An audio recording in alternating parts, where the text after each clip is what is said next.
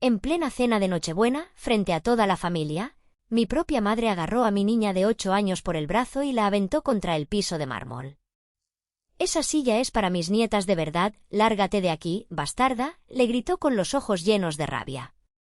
Mis hermanas soltaron una carcajada cruel desde el otro lado de la mesa. En ese momento, la sangre me hirvió y el mundo se detuvo. Pero no lloré.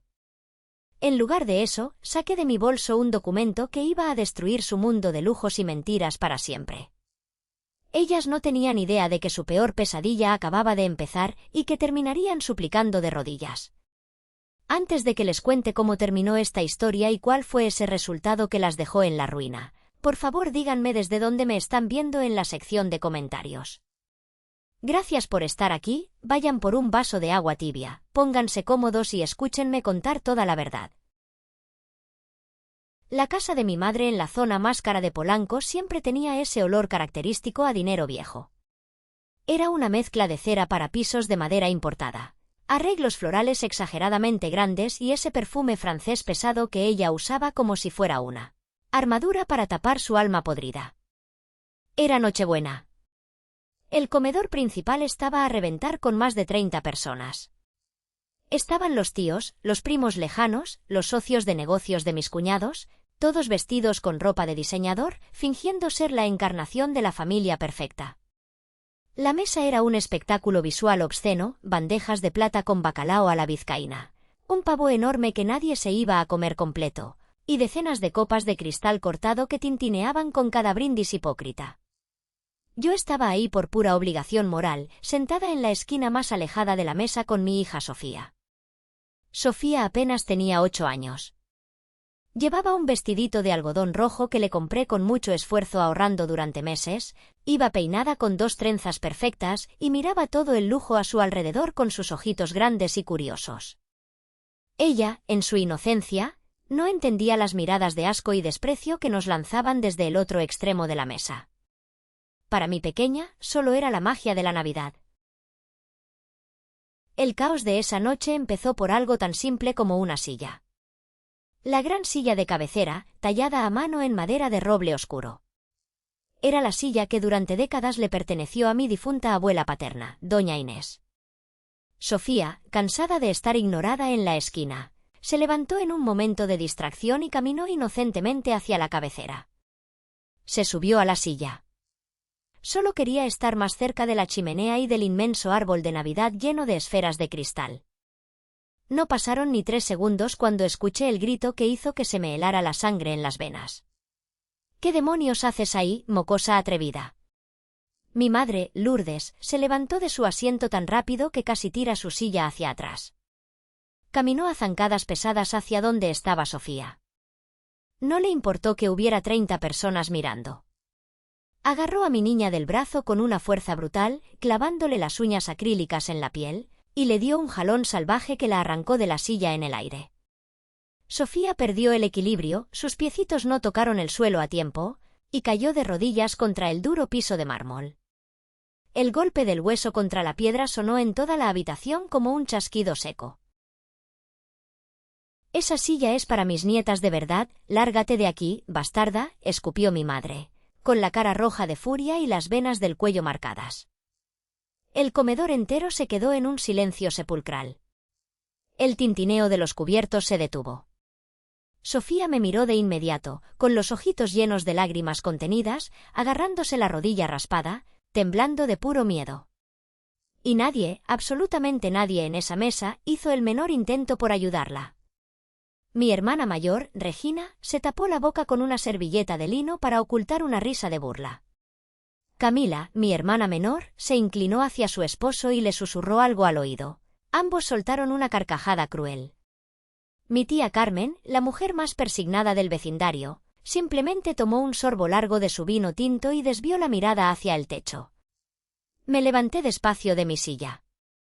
No sentía las piernas. Sentía que el corazón me iba a reventar contra las costillas por la rabia contenida, pero mi mente, por primera vez en años, estaba completamente fría y lúcida. Caminé hacia mi hija, me agaché, la tomé por la cintura y la levanté con cuidado. Le limpié una lágrima solitaria que resbalaba por su mejilla con el pulgar. tranquila, mi amor. Ya nos vamos, le susurré al oído para calmarla. Lourdes me miró con un asco indescriptible, acomodándose el pesado collar de perlas que llevaba en el cuello. Llévatela de una buena vez. Siempre supe que ustedes no tenían la clase ni el pedigrí para sentarse en esta mesa. Son una maldita vergüenza para nuestro apellido. La miré directo a los ojos. Esos ojos fríos, calculadores, que nunca en la vida me dieron una sola gota de amor maternal. Metí la mano temblorosa en mi bolso desgastado. Había esperado meses para este exacto momento. Meses de tragar bilis, de agachar la cabeza, de planear cada detalle. Saqué un sobremanila de tamaño oficio, grueso, pesado, lleno de hojas selladas. Caminé hacia la mesa principal, justo donde estaban los cristales más finos y los platillos de porcelana importada, y azoté el sobre contra la mesa con toda la fuerza que tenía en el cuerpo. Las copas temblaron violentamente. El vino tinto de mi madre se derramó, manchando el impecable mantel blanco como si fuera sangre. Tienen razón, dije, con una voz tan firme y grave que ni yo misma la reconocí en ese momento. Este lugar definitivamente no es para nosotras. Y les aseguro que muy pronto, tampoco será para ustedes. Están todas demandadas. Mi lawyer ya metió los papeles en el juzgado de lo familiar y mercantil. Tienen 24 horas para conseguir un buen equipo de defensa. Nos vemos en los tribunales. La cara de mi madre perdió todo el color al instante, quedándose blanca como el papel, como si hubiera visto al diablo en persona. Regina dejó de reírse de golpe, su boca quedó abierta en una perfecta O de sorpresa. Camila se levantó de su silla asustada, tirando su servilleta al suelo. Tomé a mi hija de la mano con firmeza y caminé hacia la gran puerta principal de caoba. Atrás de mí, dejé el inicio de una guerra nuclear que iba a dejarlas sin un solo centavo a su nombre. Para que ustedes puedan entender cómo llegamos a ese nivel de odio tan profundo y venenoso en una Nochebuena, tienen que saber cómo fue mi vida dentro de las paredes de esa casa. Yo nunca crecí como una hija, crecí como un sirviente no pagado, como un accidente vergonzoso que todos en la familia querían esconder debajo de la alfombra. Mi madre, Lourdes, vivía única y exclusivamente para las apariencias sociales. Si no salías en las fotos de la revista de sociales de los domingos jugando al tenis o asistiendo a galas benéficas, simplemente no eras nadie en su mundo. Regina, la hermana mayor, era su clon exacto, rubia de salón, superficial hasta el hueso, y con una adicción enfermiza al dinero y al estatus que daba verdadero miedo. Camila era la hermana menor, la bebé consentida de la casa, una manipuladora profesional que solo tenía que soltar un par de lágrimas falsas para conseguir que le pagaran viajes de compras a París o bolsos de marca. ¿Y yo? Yo era Victoria. La oveja negra. La mancha en su retrato familiar perfecto. Físicamente, yo era el vivo retrato de la familia de mi difunto padre. Tenía el pelo oscuro, grueso, la piel morena clara y los mismos ojos almendrados que él. Era el recordatorio constante y viviente del hombre al que mi madre despreciaba en secreto. Desde que tengo uso de memoria, mi vida cotidiana fue una serie de humillaciones calculadas. Recuerdo claramente cuando Regina cumplió 18 años, le regalaron un auto deportivo europeo del año, con un gran moño rojo en el techo. Cuando yo cumplí 18, mi tía Carmen entró a mi cuarto, me tiró una caja de cartón llena de ropa usada y manchada de mis primas mayores, y me dijo apuntándome con el dedo, agradece a Dios que tienes que ponerte, muchachita insolente, que bastante le cuestas ya a tu pobre madre. Mi madre me obligó a pagarle renta por mi propia habitación desde el mes en que cumplí la mayoría de edad. Me forzó a trabajar turnos horribles en tiendas mientras mis hermanas se la pasaban tardes enteras en el centro comercial reventando las tarjetas de crédito sin límite. Yo lavaba mi propia ropa a mano porque no me dejaban usar la lavadora principal, limpiaba mi cuarto a fondo, y muchas madrugadas tenía que limpiar los desastres de Regina cuando llegaba borracha de sus fiestas exclusivas, todo porque mi madre decía que las señoritas de alta sociedad no limpian vómito de los pisos. Para eso estás tú. Mi único refugio real, mi única luz en ese inmenso infierno de paredes de cristal y corazones vacíos, era mi abuela paterna, doña Inés. Ella era una mujer de hierro forjado. Había hecho su inmensa fortuna trabajando de sol a sol comprando y vendiendo bienes raíces cuando las mujeres en este país apenas podían firmar contratos. Ella sabía, con una claridad absoluta, qué clase de víboras venenosas eran mi madre y mis medias hermanas. Cuando mi padre murió trágicamente cuando yo era apenas una niña, la abuela Inés fue la única pared que me defendió de los ataques. Me llamaba a su estudio a escondidas, me abrazaba fuerte contra su pecho que olía a lavanda y tabaco fino, y me decía al oído: «Victoria, mírame bien. Tú eres la única aquí que tiene mi sangre en el alma. Tienes mi fuerza. Las otras son de plástico barato, se van a derretir al primer rayo de sol. No dejes jamás que te rompan el espíritu». Ella fue quien me enseñó el valor del trabajo duro, a leer contratos, a ser fuerte ante la adversidad. Pero hace 10 años, la tragedia más grande nos golpeó el pecho. El funeral de la abuela Inés fue un auténtico circo mediático y social. Caía una lluvia torrencial ese día. Mi madre lloraba a mares frente a las cámaras de los periódicos locales, agarrada dramáticamente de la madera del ataúd, mientras Regina y Camila lucían vestidos negros de diseñador recién comprados, evaluando con la mirada a los invitados ricos que llegaban a dar el pésame para ver con quién podían hacer negocios. Yo me quedé sola en la última fila del cementerio, empapada por la lluvia, destrozada por dentro, llorando en silencio absoluto la pérdida de la única persona en el mundo que me había amado de verdad. Días después del entierro, nos citaron para la lectura del testamento. Según el notario de toda la vida de la familia, el licenciado Arturo, la abuela en sus últimos meses había cambiado de opinión y le había dejado casi el 90% de sus bienes a Regina y a Camila. A mí, supuestamente, solo me dejó un reloj de bolsillo viejo que ya no funcionaba y una breve carta despidiéndose fríamente. Mi madre, quien se convirtió automáticamente en la albacea legal de la fortuna, me miró a los ojos y me dijo en la cara con una sonrisa perversa: «Tu abuela por fin abrió los ojos antes de morir y se dio cuenta de que no vales absolutamente nada». Y yo, en mi inmensa tristeza y vulnerabilidad, lo creí. Me dolió tanto en el fondo del alma que esa misma tarde agarré mis pocas cosas en bolsas de basura y me fui de esa casa para no volver. Empecé mi vida desde -0, trabajé turnos dobles limpiando mesas, tuve a mi hermosa hija Sofía, y me maté trabajando día y noche para darle una vida digna lejos de esa gente. Viví una década entera con el corazón roto, pensando que mi abuela me había abandonado en su lecho de muerte. Qué equivocada estaba. La verdad era mucho más oscura y macabra. Todo este castillo de mentiras comenzó a derrumbarse 6 meses antes de esa famosa Nochebuena. Era una tarde de junio, sofocante y húmeda. A mi madre supuestamente le dio una crisis de presión alta, o eso fue lo que dijo ella para llamar la atención y hacerse la víctima ante sus amigas, y por obligación moral, tuve que ir hasta la mansión a dejarle unas medicinas especiales porque mis hermanas estaban demasiado ocupadas, recibiendo masajes en un spa de lujo. Entré por la vieja puerta de servicio de la parte trasera para evitar cruzarme con mi madre o con cualquiera de sus amigas más de lo estrictamente necesario. Al entrar a la enorme cocina de granito, me encontré con Rosa. Rosa llevaba más de 40 años trabajando en esa casa. Era el ama de llaves principal, la mujer humilde que me preparaba emparedados a escondidas en las noches cuando mi madre me castigaba mandándome a la cama sin cenar. Ahora ya estaba muy viejita, encorvada, con el cabello completamente blanco y las manos deformadas por la artritis de tanto limpiar la suciedad de esa familia. Cuando Rosa me vio entrar, dejó caer el trapo que traía en las manos. Miró rápidamente hacia los pasillos oscuros para asegurarse de que no hubiera nadie espiando. Sus manos temblaban violentamente cuando se acercó a mí y me tomó por los hombros con una fuerza desesperada. «Niña Victoria», me dijo en un susurro ronco, apenas audible, con los ojos llenos de lágrimas que amenazaban con desbordarse.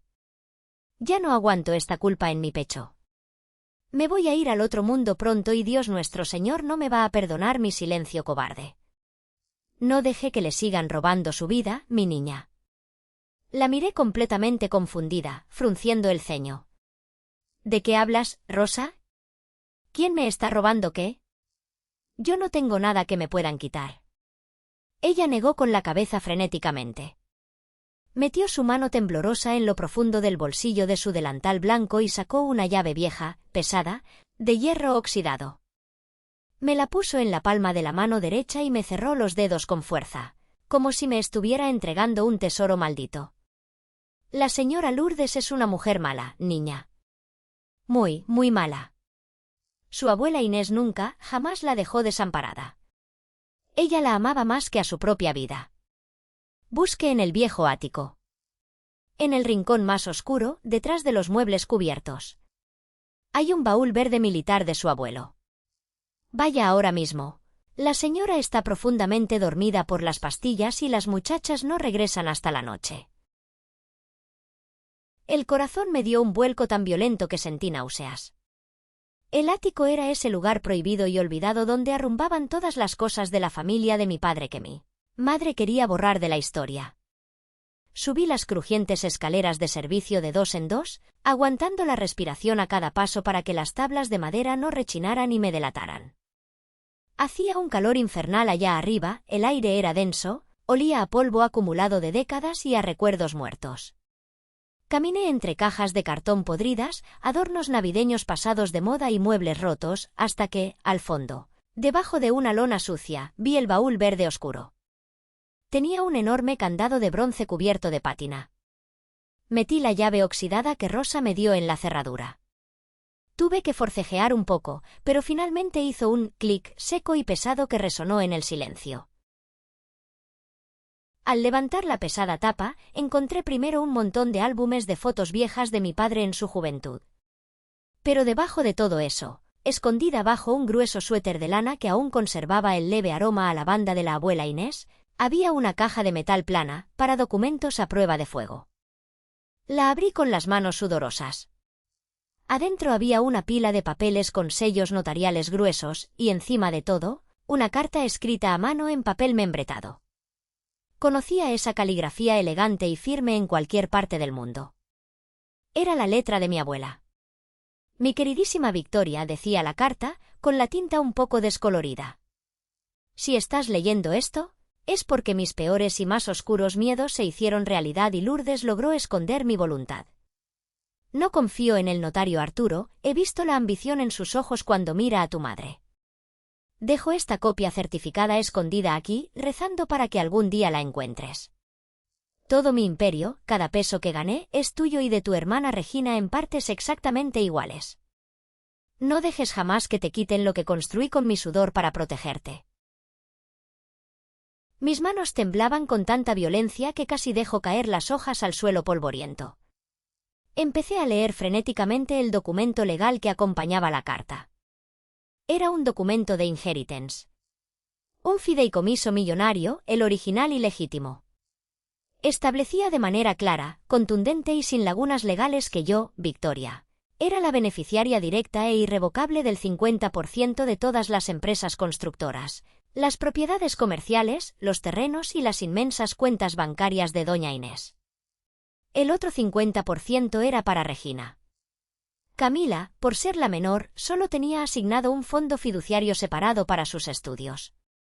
Pero mi cuenta, mis millones, mi patrimonio, según este papel, existía. Me dejé caer sentada en el suelo sucio del ático, incapaz de jalar aire hacia mis pulmones. El impacto de la revelación me golpeó como un tren de carga. Durante 10 malditos años me habían hecho creer, me habían convencido psicológicamente, de que la única mujer que me amó me había repudiado al morir.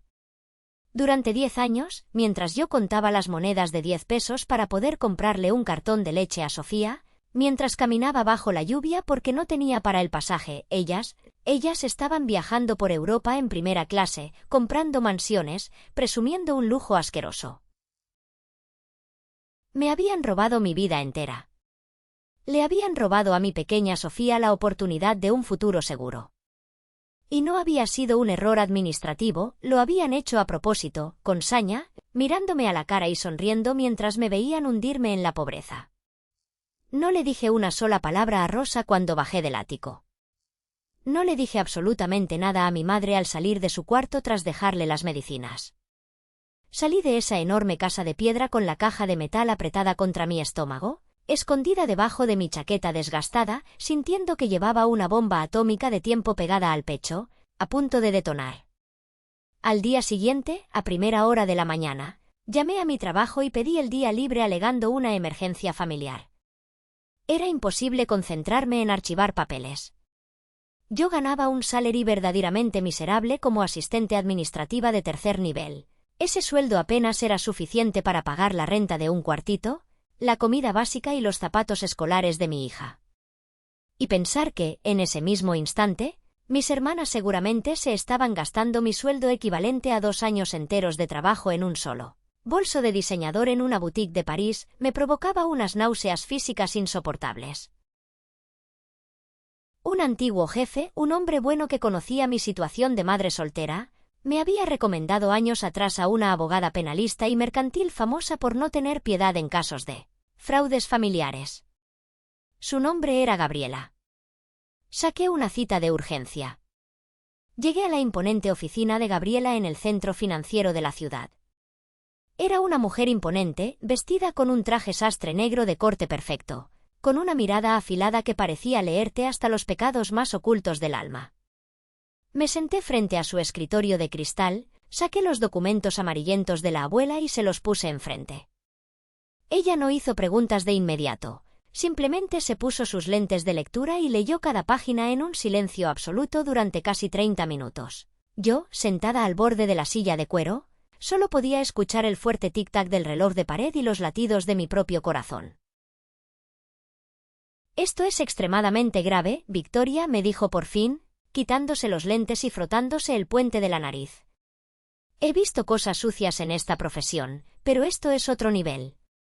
Este documento que trajiste es legítimo, tiene sellos de agua auténticos y firmas notariadas previas.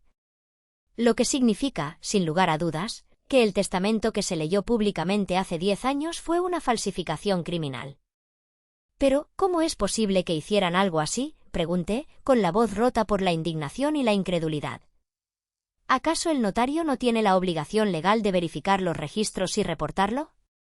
Gabriela soltó una risa seca, cargada de amargura y cinismo. «Victoria, despierta.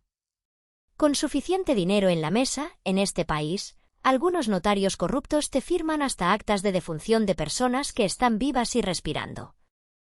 El notario Arturo ha estado metido en el bolsillo y en la nómina secreta de tu madre durante décadas.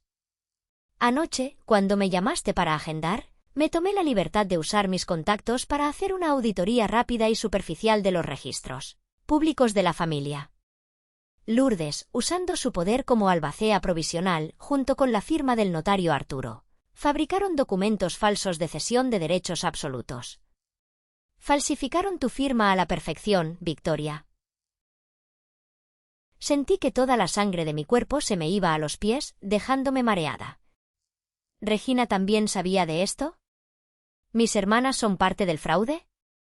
Regina no solo lo sabía, ella fue la mano ejecutora de las transferencias principales, sentenció Gabriela, con un tono frío como el acero, girando el inmenso monitor de su computadora hacia mí para mostrarme gráficos y números. «Mira esto con tus propios ojos. Rastreamos los movimientos históricos de las cuentas empresariales de tu abuela Inés. Tu 50%, tus millones, fueron liquidados gradualmente a lo largo de 3 años. Compraron la inmensa mansión de descanso en Valle de Bravo poniéndola directamente a nombre de Regina. Pagaron la boda millonaria de Camila en la playa de Cancún.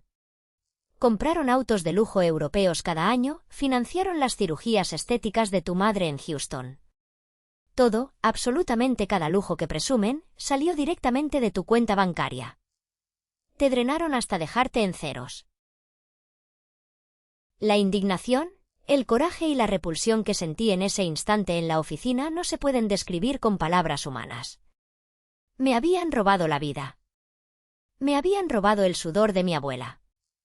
Peor aún, le habían robado a mi niña Sofía su tranquilidad, su educación, su comida, su futuro. Todo por avaricia.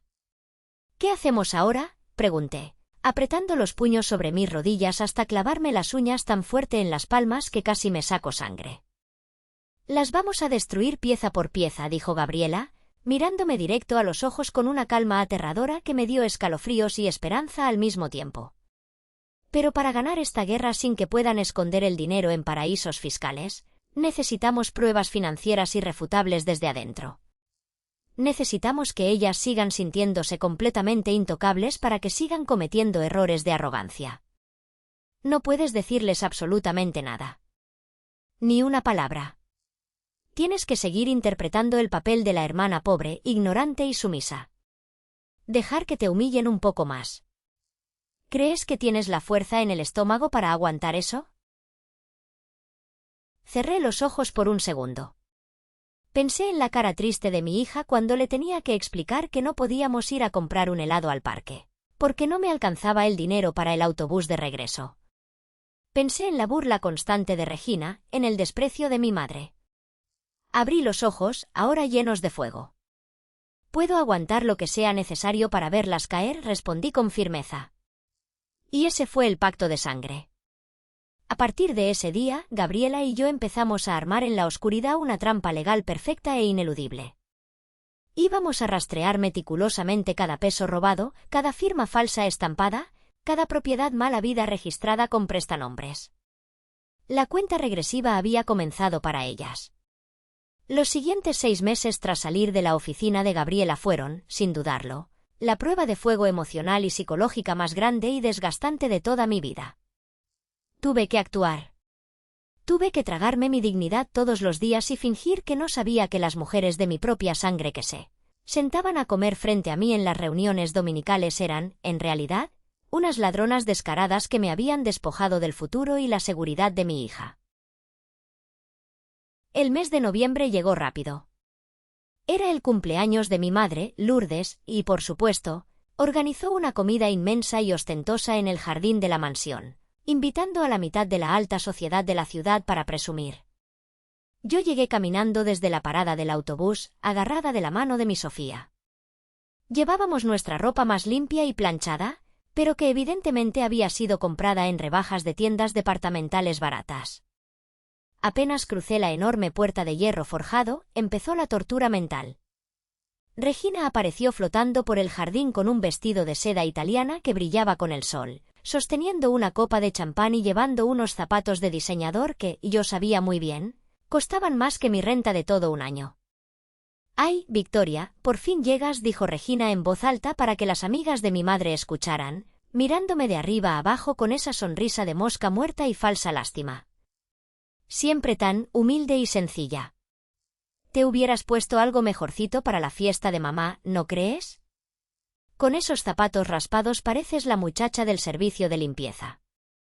Te voy a separar unas blusas mías que ya pasaron de moda para que no des tanta lástima. Tragué saliva tan fuerte que me dolió la garganta. Apreté la mano de Sofía, obligándome a relajar los músculos de la cara. «Es lo que tengo, Regina, no todos tenemos tus facilidades», le contesté, bajando la mirada al pasto para no gritarle en la cara que esos malditos zapatos de seda los había pagado con el dinero de mi herencia robada. Más tarde, cuando nos sentamos en la larga mesa del jardín bajo las carpas blancas, Esteban, el esposo de mi hermana menor Camila, empezó a alardear con su voz fanfarrona. Era un tipo insoportable, un junior de manual, de esos hombres mediocres que se creen los dueños del universo simplemente porque tuvieron la suerte de casarse con una mujer con cuentas bancarias millonarias. «Quiero hacer un brindis porque acaban de darme una promotion vital en la mesa directiva de la empresa constructora de la familia», anunció Esteban, levantando su copa y sonriendo con arrogancia. Claro, es fácil tener éxito cuando tienes el respaldo financiero y el linaje de una familia tan importante como esta. Los negocios internacionales fluyen solos. ¿Y tú, Victoria? ¿Cómo van las cosas en el mundo real? ¿Sigues sacando copias y sirviendo café en esa oficinita de mala muerte? Deberías empezar a preocuparte seriamente por el college fund de tu niña. Con tu sueldito miserable, a duras penas le va a alcanzar para pagar una escuela técnica pública. Si quieres, luego te paso el contacto de un banco que da préstamos para gente de bajos recursos. Camila soltó una carcajada estridente, acariciándole el brazo a su esposo y recargando su cabeza en su hombro. «Ay, déjala en paz, mi amor. Ya ves que ella nunca tuvo ambición ni visión para los negocios. Nació para ser empleada, hay que aceptarlo. Bajo la mesa cubierta con manteles de lino, mis manos temblaban incontrolablemente. La mandíbula me dolía de tanto apretar los dientes. Me imaginaba levantándome de un salto, pateando la mesa, agarrando a Esteban por el cuello de su camisa de seda y gritándole a todo pulmón que el estatus que usaba para jugar al gran empresario millonario y la constructora que ahora dirigía eran producto del dinero que legalmente me pertenecía a mí. Pero justo en ese segundo de rabia ciega, recordé la voz fría y calculadora de Gabriela, mi abogada. Que se confíen. Que se sientan los reyes del mundo. Cuanto más alto vuelen, más duro será el impacto contra el suelo. Así que respiré hondo y sonreí.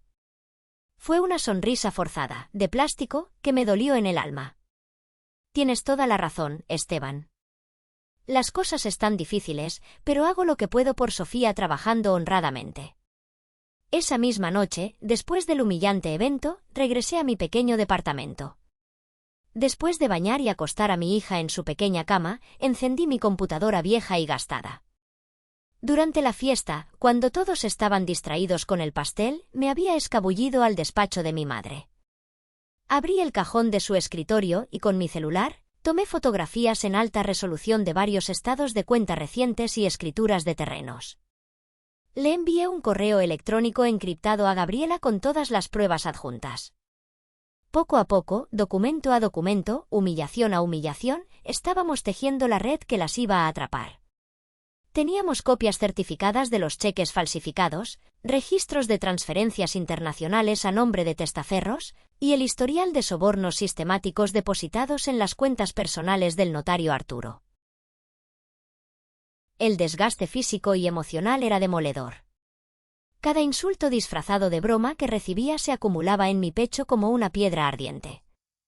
Mi propia madre me trataba frente a sus invitados como si mi simple presencia ensuciara la tapicería de sus muebles. Pero yo sabía, con una certeza absoluta, que la fecha de ejecución se acercaba. Gabriela me había llamado 2 días antes para confirmarme que las órdenes federales de congelamiento de cuentas y embargo precautorio estaban ya redactadas y listas para ser firmadas por un juez en el momento en que metiéramos la demanda oficial. Solo necesitábamos encontrar el momento perfecto para lanzar la bomba atómica en medio de su mundo perfecto. Y ese momento soñado, trágico y catártico, llegó de la manera más cruda en la Nochebuena. El 25 de diciembre, el día de Navidad, desperté muy temprano en mi pequeño departamento. El sol apenas entraba por la ventana. Sofía estaba profundamente dormida a mi lado, respirando con tranquilidad, abrazando con fuerza el osito de peluche barato que le había comprado. Me quedé tumbada, mirando las grietas del techo, sabiendo perfectamente que el mundo de lujo y apariencias allá afuera, en Polanco, estaba ardiendo en llamas en ese preciso instante. Y la responsable de encender el fósforo y tirarlo al tanque de gasolina había sido yo. Estiré el brazo y agarré mi celular de la mesa de noche. La pantalla estaba inundada de notificaciones. Tenía 85 llamadas perdidas y más de 120 mensajes de texto, audios y alertas de redes sociales. La perfecta familia estaba en un estado de pánico absoluto, corriendo como cucarachas cuando prendes la luz de la cocina. El primer mensaje que abrí fue, como era de esperarse, de mi hermana Regina. Era un audio de WhatsApp largo.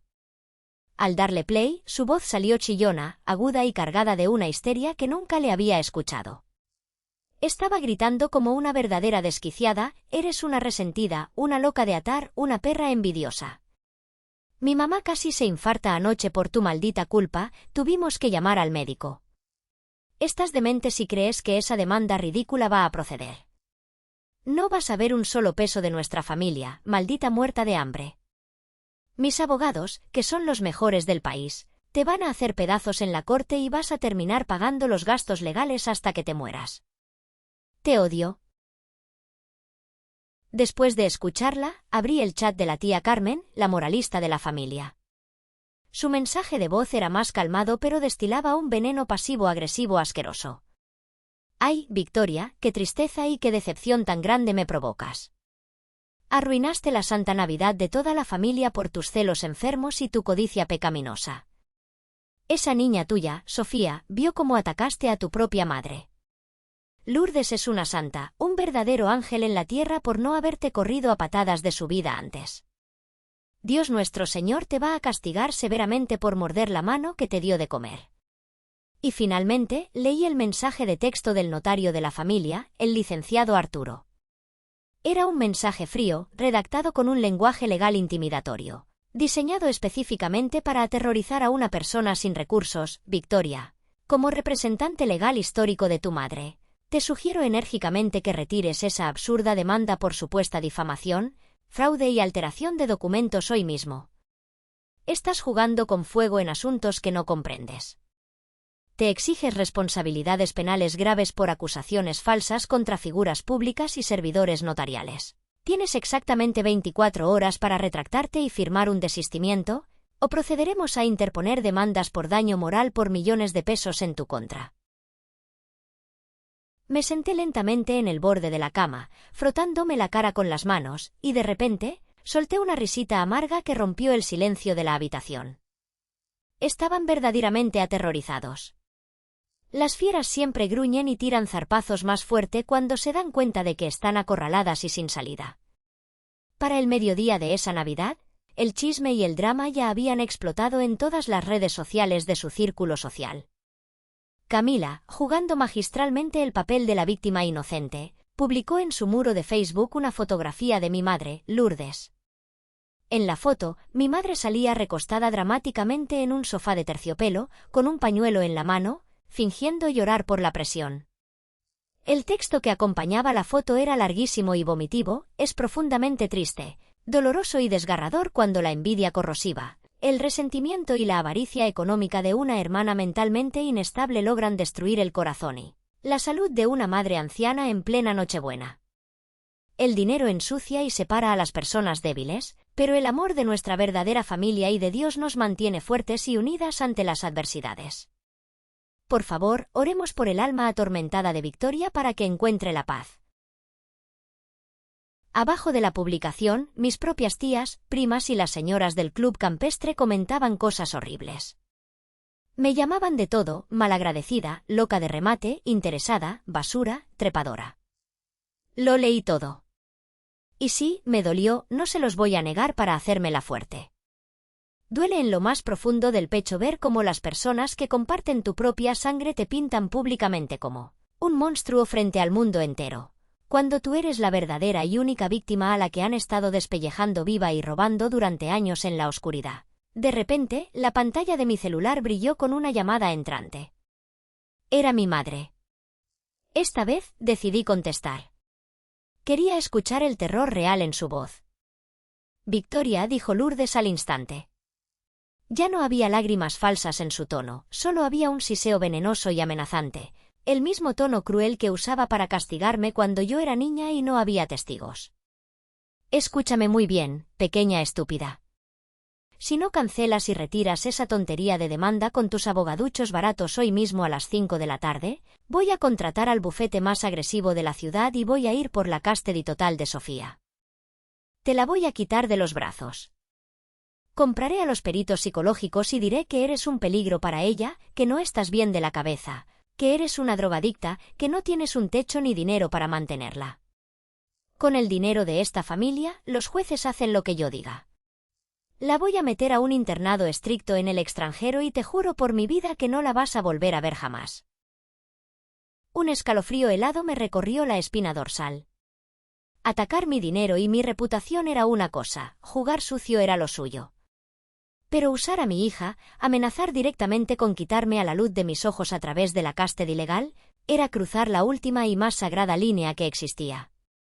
El miedo inicial desapareció, dejando lugar a una furia volcánica. Inténtalo, Lourdes. Te reto a que lo intentes, le contesté, con mi voz sonando ronca, profunda y cortante como hielo molido, sin una pizca de miedo. Pero asegúrate de llevar tus mejores garras. Nos vemos en la corte. Y le colgué el teléfono en la cara, bloqueando su número de inmediato. La guerra ya no era solo por dinero, ahora era por la supervivencia. Los meses de invierno pasaron lentos y cargados de tensión, hasta que finalmente llegó el frío mes de enero. El día marcado en el calendario para la primera audiencia preliminar ante el juez federal. Llegué al imponente edificio del tribunal de la mano de Gabriela, mi abogada. Ella caminaba con la seguridad de un depredador a punto de cazar. El lugar tenía ese olor institucional inconfundible a madera vieja barnizada, a cera para pisos, a sudor frío y a tensión pura de las personas que se jugaban la vida ahí dentro. Nos sentamos en la banca de madera dura. Al otro lado del pasillo central entraron ellas. Lourdes, Regina y Camila. Parecían salidas directamente de una pasarela de modas de invierno en Milán, no de un juzgado de lo familiar. Llevaban vestidos de sastre impecables, abrigos de lana carísimos, bolsos Hermès de cocodrilo abrazados contra el pecho y me miraban con una mezcla repugnante de asco, lástima y una evidente superioridad moral. Detrás de ellas caminaba Esteban, el cuñado arrogante, quien ni siquiera se dignó a voltear la cabeza para mirarme. Su equipo legal, encabezado por un señor mayor, de traje oscuro a la medida, pelo plateado y reloj de oro brillante, nos miró con un desdén profundo, como si fuéramos insectos que iban a aplastar en 5 minutos. Entramos a la inmensa sala número 4. El juez, un hombre de unos 60 años con cara de estar exhausto de escuchar mentiras, golpeó su escritorio y revisó el grueso expediente frente a él. Yo había interpuesto una demanda formal por fraude corporativo, falsificación de documentos notariales, abuso de confianza y exigía la anulación total de los traspasos financieros y la restitución del patrimonio millonario robado. Era un caso sólido como una roca. Gabriela había trabajado día y noche recabando evidencias y había entregado al juez todas y cada una de las pruebas de las transferencias ilícitas que drenaron mi fideicomiso. Pero las víboras venenosas de mi familia tenían un último truco asqueroso bajo la manga. Un golpe tan sucio, tan humillante y tan bajo, que hasta el secretario de acuerdos del juez, que estaba tecleando en su computadora, detuvo sus manos y abrió los ojos de par en par. El abogado de alto perfil de mi madre se puso de pie con elegancia calculada, acomodándose el nudo de la corbata de seda. Su señoría dijo con una voz profunda, entrenada para convencer jurados. La defensa solicita respetuosa pero firmemente que esta absurda demanda sea desechada en este preciso instante, de manera sumaria, por una absoluta y comprobable falta de legitimación activa de la parte demandante.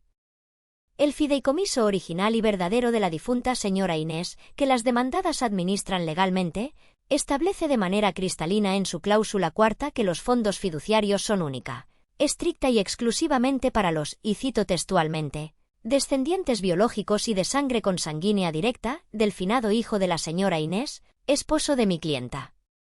El juez frunció el ceño, se acomodó los anteojos y lo miró por encima del expediente.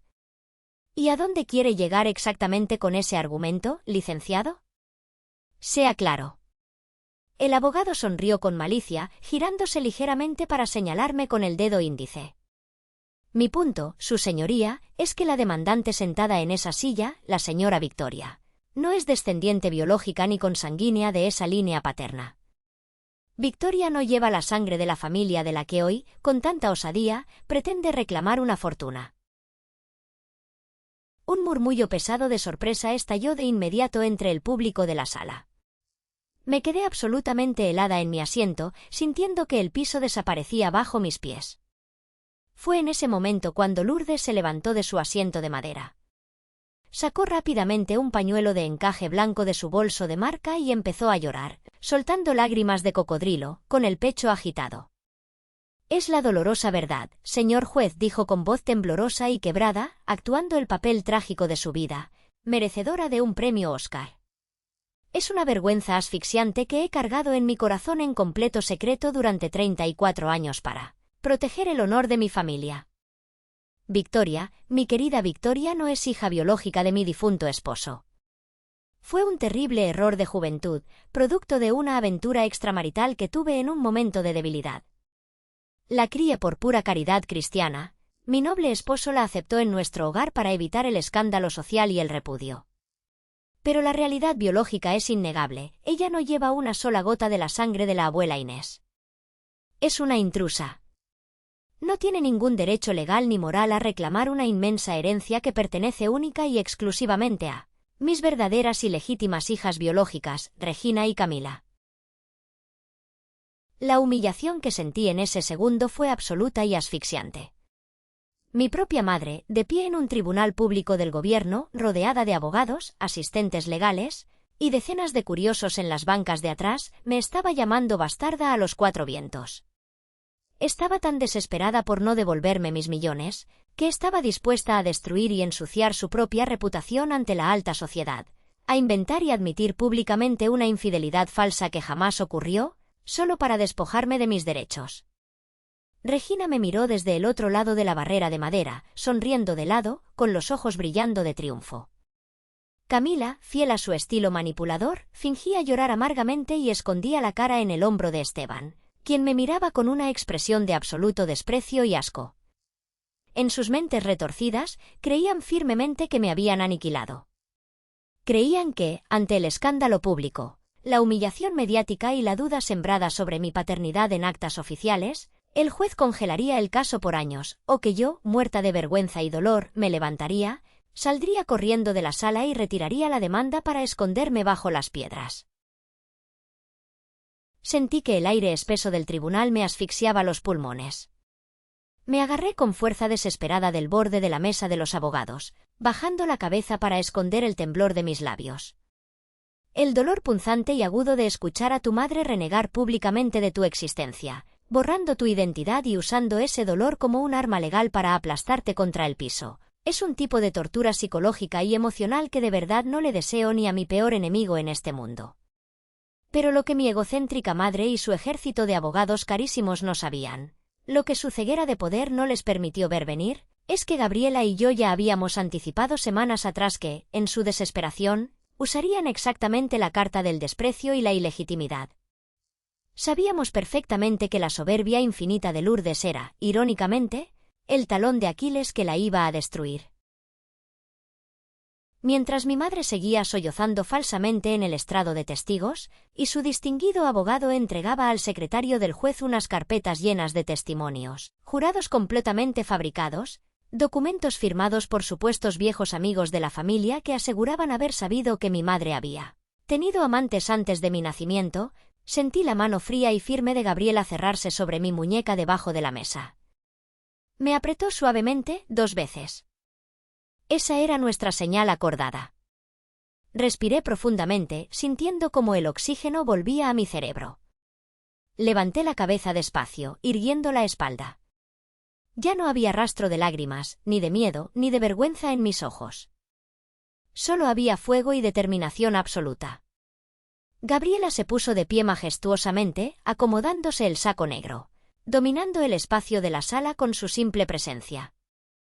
Su señoría, dijo Gabriela, proyectando su voz clara, potente y autoritaria para que retumbara en las paredes de madera y llegara hasta el último rincón de la sala de audiencias. Las gravísimas acusaciones morales e imputaciones filiales que la parte demandada acaba de lanzar contra mí, clienta, son de una vileza extraordinaria.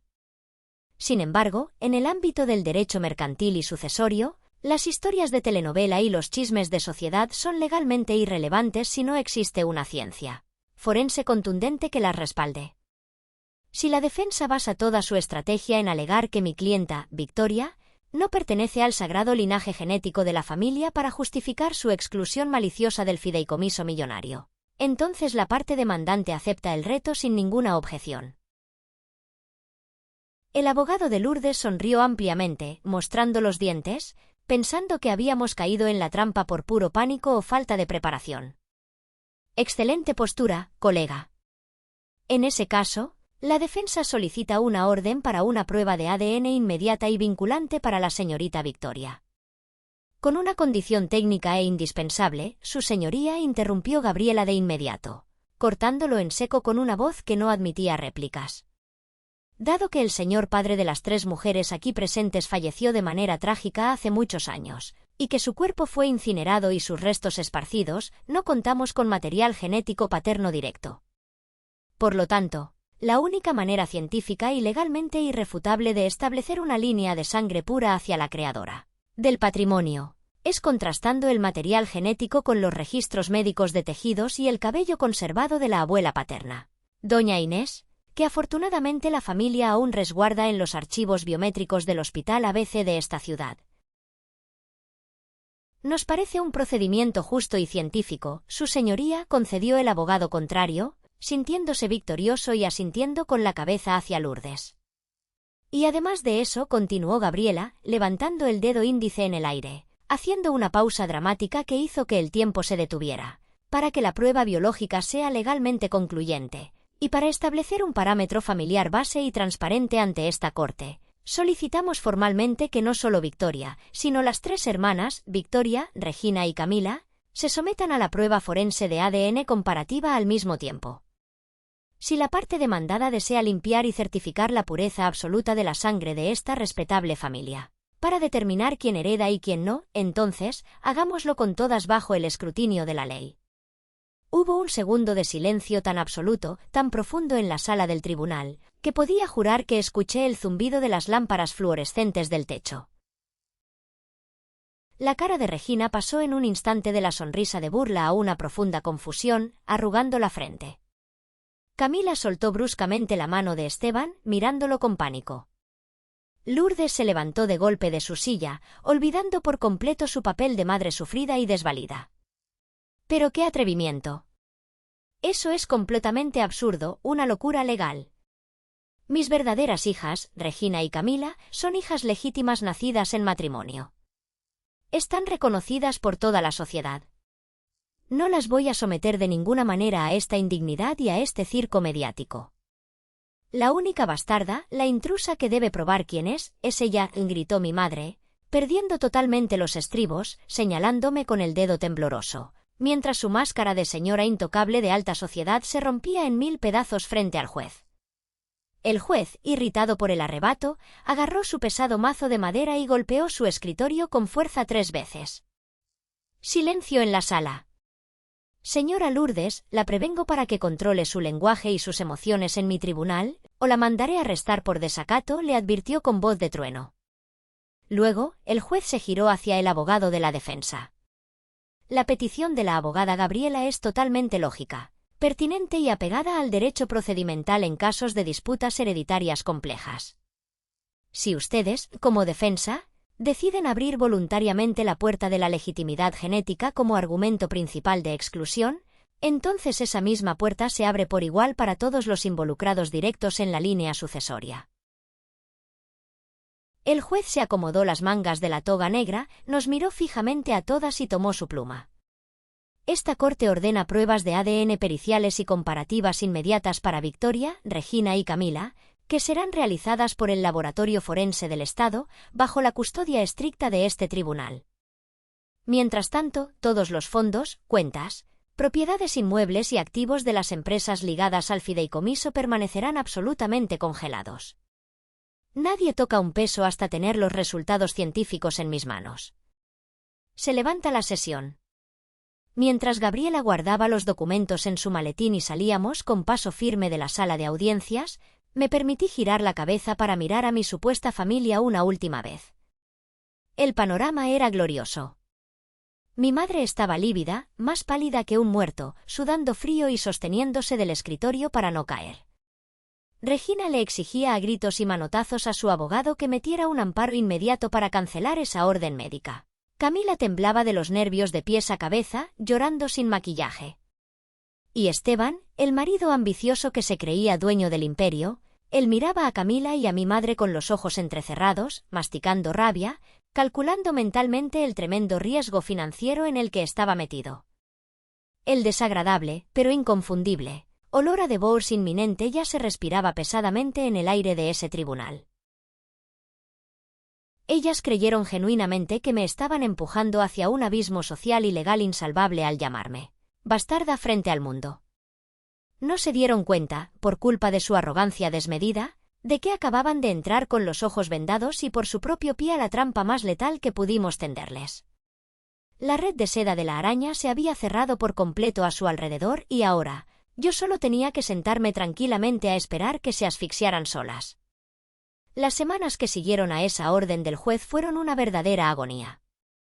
Quienes han estado en un proceso legal saben perfectamente que el tiempo en los tribunales no avanza, se arrastra como un animal herido.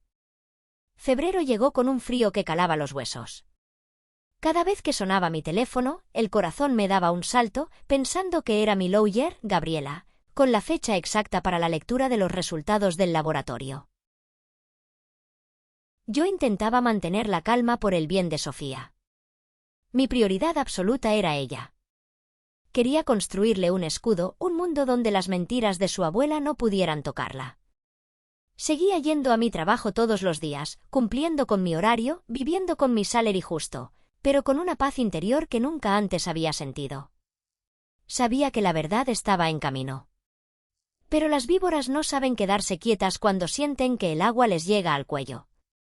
Una tarde, al salir de mi oficina, vi un Mercedes-Benz negro estacionado justo frente a la parada del autobús. La ventana polarizada bajó lentamente. Era mi madre. Lourdes traía unos lentes oscuros enormes que le tapaban media cara, pero no podían ocultar la tensión en su mandíbula. «Sube, Victoria. Tenemos que platicar», me ordenó con esa voz de patrona que uso toda mi vida. «No tengo nada de qué hablar contigo, Lourdes». «Todo lo que tengas que decir, díselo a mi abogada», le contesté, apretando la correa de mi bolso y dispuesta a seguir caminando. «Sube al maldito coche, no me hagas hacer un escándalo en la calle», gritó, perdiendo la compostura. Me detuve. Miré a la gente que pasaba por la acera. Decidí abrir la puerta trasera y sentarme, dejando la puerta semiabierta por si tenía que salir corriendo. El interior del auto olía a cuero nuevo y a desesperación. Mi madre se quitó los lentes. Tenía ojeras profundas, la piel marchita. El maquillaje no podía esconder las noches sin dormir. Se giró hacia mí, intentando forzar una sonrisa maternal que me dio escalofríos. «Victoria, hija», empezó, usando esa palabra que en su boca sonaba a insulto. «Todo esto se ha salido de control. Los medios, los chismes en el club. Tu hermana Regina está tomando pastillas para los nervios. Camila se la pasa peleando con Esteban. Estás destruyendo a tu familia por un berrinche». La miré sin pestañear. «Tú destruiste a esta familia el día que falsificaste la firma de mi abuela para robarme. Yo solo estoy recogiendo los pedazos». Lourdes apretó el volante con sus manos llenas de anillos caros. Respiró hondo y cambió la táctica. Abrió su bolso de diseñador y sacó una chequera. «Mira, soy una mujer de negocios y sé reconocer cuando un pleito no le conviene a nadie», dijo con un tono frío y calculador. «Ese dinero de la abuela Inés ya está invertido, está en propiedades, en fideicomisos intocables. Si seguimos en este juicio, los abogados se van a quedar con todo. Te ofrezco un trato. Te doy 1 millón de pesos ahorita mismo. Un cheque certificado. Lo cobras hoy, aseguras un buen techo para Sofía, te compras un carrito decente y, a cambio, vas mañana a primera hora al juzgado y firmas el desistimiento de la demanda. Retiras todo. Dices que fue un malentendido». Miré el papel en su mano. 1 millón de pesos. Hace un año, esa cantidad me hubiera parecido un milagro caído del cielo. Me hubiera resuelto la vida, las deudas, el miedo a no tener para comer a fin de mes. Pero ahora, frente a la mujer que me había robado decenas de millones y que me había humillado frente a toda la familia, llamándome bastarda, ese cheque me parecía un escupitajo en la cara. «¿1 millón?», pregunté, fingiendo sorpresa. Lourdes sonrió, creyendo que había ganado. «Es mucho dinero para alguien como tú, Victoria. Es una salida digna. Tómalo y olvídate de esta pesadilla».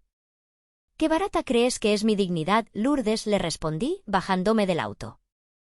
Me incliné hacia la ventana para mirarla de cerca. «No quiero tus migajas. Quiero cada centavo de mi inheritance. Quiero los intereses de los últimos 10 años. Quiero las casas, quiero los autos, quiero que el juez las deje sin un peso para comprar el pan. Nos vemos en la lectura de los resultados, señora». Cerré la puerta de un golpe que hizo temblar las ventanas del Mercedes. Caminé hacia la parada del autobús con la cabeza en alto. Ya no había vuelta atrás. Estaban aterradas, y yo estaba lista para el golpe final. El día de la audiencia definitiva llegó a mediados de marzo. La ciudad estaba envuelta en un clima gris y pesado, como si el mismo cielo supiera lo que estaba a punto de pasar. Entramos a la sala del tribunal número 4. El aire acondicionado estaba tan fuerte que se podía sentir en los huesos. Lourdes llegó acompañada de Regina y Camila. Esta vez no parecían modelos de pasarela. Estaban vestidas de negro y colores oscuros, con los rostros tensos, rígidas como estatuas de sal. Esteban caminaba 2 pasos detrás de Camila, con los brazos cruzados, mirando su reloj cada 2 minutos. El notario Arturo estaba sentado en la primera fila del público, sudando a mares y secándose la frente con un pañuelo. Él sabía que su libertad también estaba en juego esa mañana. Gabriela, mi lawyer, se sentó a mi lado. Abrió su maletín, sacó su pluma de plata y me guiñó un ojo. Estábamos listas. El juez entró a la sala con un semblante severo. Todos nos pusimos de pie en silencio. Se sentó, acomodó sus gruesos lentes y tomó un sobremanila sellado con lacre rojo que tenía el logotipo del laboratorio forense del Estado. El sonido del papel rompiéndose resonó en las paredes de madera. Fue el sonido más fuerte del mundo. Muy bien, señores, comenzó el juez, leyendo el primer documento. Tengo en mis manos los resultados periciales de las pruebas de ADN comparativas ordenadas por este tribunal, realizadas con las muestras de las señoras Victoria, Regina y Camila, contrastadas con los registros biométricos y el material genético conservado de la finada Inés. Leeré los resultados de manera individual para constar en actas. Sentí un nudo en la garganta. Aunque yo sabía la verdad en mi corazón, escuchar a un juez confirmarlo era diferente. Primer resultado, dijo el juez, aclarando su garganta. Sujeto de prueba, Victoria. Tras el análisis pericial, se confirma una coincidencia genética del 99.9% con la línea paterna directa de la señora Inés. La ciudadana Victoria es, sin lugar a dudas científicas, descendiente consanguínea y nieta biológica legítima. Solté un suspiro largo y tembloroso. Gabriela me apretó el hombro. Miré hacia la mesa de enfrente. Lourdes cerró los ojos con fuerza, como si le doliera la luz. Regina rodó los ojos, fastidiada. Camila resopló. Seguramente pensaban que el plan de llamarme bastarda había fracasado, pero que aún tenían sus propios derechos intactos. No tenían la menor idea de la bomba atómica que estaba a punto de caerles encima. El juez tomó la segunda hoja. Frunció el ceño. Se acercó el papel al rostro, como si no creyera lo que estaba leyendo. Miró a mi madre fijamente por un segundo, un silencio pesado y brutal que hizo que a Lourdes se le cortara la respiración. Segundo resultado, continuó el juez, con la voz un tono más grave. Sujeto de prueba, Regina. Tras el análisis exhaustivo de los marcadores genéticos, el laboratorio concluye que existe un 0% de coincidencia con la línea paterna directa de la señora Inés. La ciudadana Regina no tiene ningún vínculo biológico con la familia del difunto. El grito que salió de la garganta de Regina fue desgarrador. Fue un alarido animal. Eso es mentira. Están locos, esos papeles están comprados, chilló Regina, golpeando la mesa con ambos puños. El juez ni siquiera inmutó su expresión. Tomó la tercera hoja. Tercer resultado. Sujeto de prueba, Camila. El análisis genético indica un 0% de coincidencia con la línea paterna. La ciudadana Camila tampoco posee vínculo biológico alguno con la familia del finado. La sala explotó. Fue el caos absoluto y total. Lourdes, la gran señora de sociedad, la mujer que me había humillado y llamado accidente frente al mundo entero, se desplomó en su silla, tapándose la cara con ambas manos, llorando a gritos. Ella fue quien fabricó la mentira de mi supuesta ilegitimidad. Proyectó sus propios pecados en mí. Lourdes, la esposa perfecta, había tenido múltiples amantes durante todo su matrimonio. Las hijas de oro, las princesas intocables que crecieron bañadas en lujos sintiéndose de la realeza, no tenían ni una sola gota de sangre de la inmensa y acaudalada familia de la abuela Inés. Yo era la única. La oveja negra, la sirvienta, la despreciada. Yo era la única nieta verdadera todo este tiempo. Mamá, ¿qué significa esto? Dime que es un error, diles que están mintiendo, gritaba Regina, agarrando a Lourdes por los hombros y sacudiéndola con violencia. El maquillaje de Regina escurría por sus mejillas mezclado con lágrimas negras de rímel. Camila estaba en shock. Miraba al vacío con la boca abierta. Se giró lentamente hacia su esposo en busca de apoyo. Esteban, mi amor. Balbuceó Camila, estirando la mano hacia él. Esteban la miró con una expresión de repugnancia absoluta. Dio un paso hacia atrás, rechazando su mano. Se dio cuenta en ese exacto segundo de que la mujer con la que se había casado no era la heredera de un imperio constructor. Era la hija de un amante desconocido y estaba a 5 minutos de quedar en la bancarrota absoluta. Eres un fraude, Camila. Toda tu maldita familia es un fraude, escupió Esteban frente a todos, dándose la media vuelta y caminando hacia la salida de la sala sin mirar atrás. El juez golpeó el mazo repetidamente hasta que los policías de la corte tuvieron que acercarse a la mesa de la defensa para mantener el orden. Yo me quedé sentada en silencio, con la espalda recta. No sentí alegría, no sentí ganas de reírme ni de burlarme. Sentí una justicia fría, profunda y absoluta. Estaba observando cómo el imperio de mentiras, abusos y apariencias de mi madre se desmoronaba hasta convertirse en polvo frente a mis ojos. El juez no tuvo ningún tipo de piedad. Al comprobarse mediante la ciencia que Regina y Camila no eran herederas legítimas y que, además, no cumplían con la cláusula específica del fideicomiso, el caso se resolvió con todo el peso de la ley. El juez dictaminó que Lourdes perdía inmediatamente su rol como albacea. Se ordenó la restitución total y absoluta de los fondos desviados a mi favor. Más intereses. Más daños y perjuicios. Además, se abrió una investigación penal contra el notario Arturo por falsificación sistemática de documentos oficiales y asociación delictuosa. Unas semanas después, a principios de abril, llegó el día del embargo. Gabriela me llamó muy temprano y me dijo, ponte ropa cómoda y acompáñame.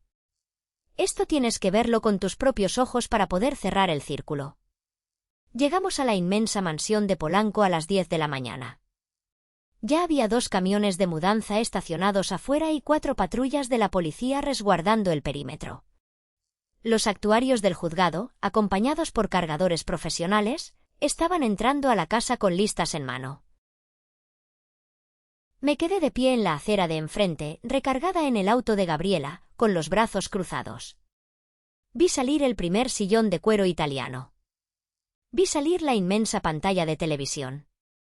Vi salir las pinturas originales que colgaban en la sala. Los actuarios estaban embargando hasta el último tenedor de plata para cubrir la deuda millonaria que me debían. Regina salió a la puerta principal corriendo, descalza, con el cabello enmarañado. Estaba forcejeando físicamente con un policía que llevaba en sus manos una caja llena de sus preciados bolsos. Hermès y Chanel. «No toquen mis cosas, malditos muertos de hambre». «Eso es mío, me costó muchísimo dinero», gritaba Regina, tirando de la caja con desesperación. El policía la empujó suavemente hacia atrás. «Señorita, si sigue obstruyendo una orden judicial federal, la voy a arrestar aquí mismo por alteración del orden y resistencia a la autoridad». «Suéltelo».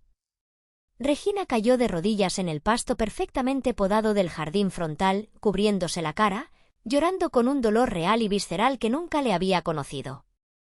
Estaba perdiendo su identidad, su falso valor, su estatus. Unos minutos después, sacaron la camioneta BMW del año de Regina y el Mercedes deportivo de mi madre. Los subieron a unas grúas especiales. Camila salió arrastrando una maleta pequeña, llorando en silencio. Había perdido la demanda y, de paso, su matrimonio. El temido divorcio era una realidad inminente. Esteban ya había metido los papeles de separación por bienes separados al día siguiente del escándalo en la corte. Finalmente, salió Lourdes. Mi madre. Estaba irreconocible. Ya no tenía el peinado de salón perfecto, ni el collar de perlas, ni la mirada altiva. Se veía vieja, pequeña, encorvada. Miró cómo subían los muebles al camión y luego me vio del otro lado de la calle. Me sostuvo la mirada por un segundo largo y doloroso. Yo no moví ni un músculo de la cara. No le regalé ni una sonrisa de triunfo ni una lágrima de lástima. Solo la miré, firme, inquebrantable. Lourdes bajó la cabeza, derrotada, y volvió a entrar a la casa vacía que ya estaba en proceso de remate bancario. La justicia es un plato frío, pesado, y cuando finalmente te lo sirven, te quita el hambre para siempre. El chisme en nuestra ciudad viaja más rápido que la luz, especialmente cuando se trata de la caída de los supuestos grandes ídolos de la sociedad. El derrumbe de mi familia biológica fue el tema de conversación en todos los cafés, clubes deportivos y salones de belleza durante meses. La humillación pública fue el castigo más grande que pudieron recibir, mucho peor que perder los millones. Como era de esperarse, cuando el barco se hunde, las ratas son las primeras en saltar. La tía Carmen, la misma que me había maldecido por arruinar la Navidad y me había mandado mensajes venenosos llamándome loca, fue la primera en intentar regresar arrastrándose. Me llamó una tarde mientras yo estaba en la cocina preparándole la comida a Sofía. «Ay, mi niña hermosa», Victoria dijo con su voz melosa y fingida, como si nada hubiera pasado. «No sabes la angustia que tengo en mi corazón. Tu madre nos engañó a todos, es una vergüenza para nuestro apellido. Siempre supe que esa mujer tenía la sangre pesada. Te llamo para invitarte a comer, quiero abrazar a mi sobrina consentida y a mi pequeña Sofía. Ustedes son la única familia verdadera que nos queda». Escuché su hipocresía en silencio. Me dio asco físico. «Escúchame bien, Carmen», le contesté con calma. «Ustedes no son mi familia. Fueron cómplices de mi maltrato toda la vida con su silencio y sus burlas. Borra mi número. Si te veo acercarte a mi hija, te juro que te meto una orden de restricción. Quédate con tu vergüenza». Y le colgué. Las consecuencias sociales para mis hermanas fueron implacables. Regina, que se creía dueña del mundo y miraba con asco a la gente que trabajaba, tuvo que tragar su enorme orgullo. Me enteré por una vieja conocida que Regina consiguió trabajo como vendedora de mostrador en una tienda de cosméticos en un centro comercial lejano, ganando comisiones mínimas. La mujer que viajaba a París cada mes, ahora tenía que estar de pie 8 horas diarias aguantando los malos tratos de los clientes. Camila corrió con la misma suerte. Esteban la dejó sin un solo peso tras el divorcio, protegiendo hábilmente el dinero de su propia familia. Camila tuvo que rentar un cuartito en una colonia humilde al sur de la ciudad. Estaba completamente sola, sin amigos, porque sus amistades de sociedad desaparecieron en el momento en que sus tarjetas de crédito fueron bloqueadas. ¿Y nosotras? Mi abogada Gabriela hizo un trabajo extraordinario. El dinero robado regresó a mis cuentas íntegramente. Lo primero que hice fue abrir un college fund blindado para el futuro de Sofía. Quería asegurarme de que mi hija nunca tuviera que mendigarle educación ni respeto a nadie en este mundo. Renuncié a mi trabajo como asistente administrativa. Me tomé un mes completo para respirar, para dormir, para sanar mis heridas. Compré una casa hermosa, no una mansión exagerada de mármol frío, sino un hogar cálido, con un jardín grande, árboles frutales y un perro rescatado para Sofía. La primera noche que dormimos en esa casa nueva, ya pagada en su totalidad y a mi nombre, abracé a mi hija en su cama nueva. La vi sonreír dormida y sentí que, por primera vez en 34 años, podía respirar hondo sin que me doliera el pecho. Todo este ciclo de dolor terminó definitivamente una tarde lluviosa de noviembre, casi un año después de aquella famosa Nochebuena. Estaba en la sala de mi nueva casa, tomando un café caliente, mientras Sofía pintaba un dibujo de nuestra perrita en la mesa del comedor. De repente, el timbre de la puerta principal sonó. Miré a través de la cámara de seguridad. El corazón me dio un salto, pero no de miedo, sino de sorpresa. Era Lourdes. Agarré un paraguas de la entrada, abrí la puerta pesada de madera y salí al pórtico techado. Lourdes estaba parada bajo la lluvia intensa. Su cabello estaba empapado, pegado a la cara. Llevaba una chaqueta gastada, zapatos de piso manchados de lodo y una bolsa de tela barata. Parecía 10 años mayor. La soberbia, el orgullo y la maldad se habían borrado de su rostro, dejando solo una cáscara vacía de desesperación. Se acercó un paso, temblando por el frío. «Victoria, hija». Empezó, con la voz rota y ronca. Lloraba, y esta vez, las lágrimas eran reales. «Por favor. Por el amor de Dios. Regina no me habla. Camila me odia. Los abogados me dejaron en la calle por los honorarios. No tengo para pagar la renta de este mes y me van a sacar del cuartito donde vivo. No tengo dinero para comer. Te lo ruego, perdóname. Fui una mala madre, estuve ciega. Ayúdame, aunque sea con un poco. Acuérdate de que te di la vida». Me quedé mirándola fijamente. Escuché el sonido de la lluvia golpear contra el techo del pórtico. En otra época de mi vida, la lástima me hubiera ganado. El peso de la palabra madre me hubiera doblado las rodillas. Pero la mujer que estaba frente a mí no era mi madre. Era mi verdugo. Era la mujer que había permitido que mi vida fuera un infierno, que me había robado y, lo más imperdonable de todo, la mujer que había lastimado a mi niña. Di un paso hacia el límite del pórtico. «No me vengas a hablar de familia ahora, Lourdes», le dije, con una voz tan tranquila que cortaba el aire. «Tuviste 34 años para ser mi madre y elegiste tratarme como basura. ¿Te acuerdas de la Nochebuena pasada? ¿Te acuerdas cuando agarraste a mi hija, la tiraste al suelo como a un animal y me gritaste que esa silla era solo para tus nietas de verdad? ¿Que no teníamos sangre real para sentarnos a tu mesa?» Lourdes bajó la cara, sollozando, incapaz de sostenerme la mirada. «Tenías toda la razón», continué, sin subir el volumen de mi voz. «Ese lugar en la mesa era solo para la familia real. Y ahora entiendo por qué me odiabas tanto, Lourdes.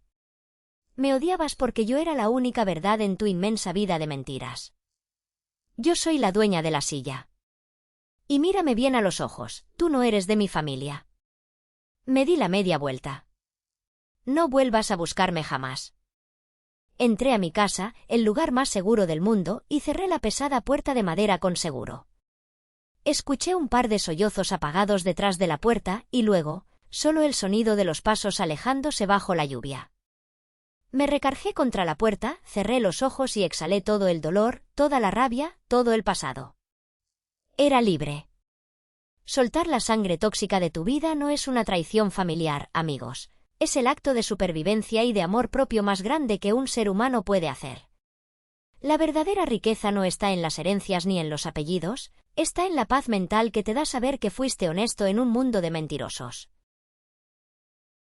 Gracias por quedarse conmigo y escuchar mi historia hasta el final. Espero que de alguna manera, todo esto que les conté haya resonado con ustedes. ¿Alguna vez se han encontrado en una situación similar con su propia familia, donde tuvieron que tomar una decisión drástica para protegerse? Cuéntenme su experiencia abajo en los comentarios, los voy a estar leyendo. Para todos los que se quedaron conmigo hasta este último segundo, les tengo una petición especial. Ustedes son mi familia digital. Si escuchaste toda la historia, escribe la letra W en los comentarios. Es el símbolo de winner, de ganador. Esa será nuestra clave secreta para saber quiénes son los verdaderos guerreros que llegaron hasta aquí y que saben que, al final, la verdad siempre sale a la luz. No olviden dejar su like si esta historia los hizo sentir algo, y sigan el canal para que sigamos platicando en el próximo vídeo. Les mando un abrazo muy fuerte, cuiden mucho a sus hijos, y recuerden que la paz no tiene precio. ¡Hasta la próxima!